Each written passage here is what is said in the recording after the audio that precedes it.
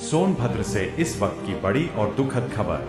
आज दोपहर करीब 3 से 4 बजे के बीच हाथी नाला और हटवानी के बीच एक भीषण सड़क हादसा हुआ है।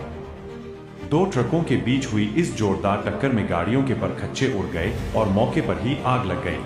तस्वीरों में आप देख सकते हैं।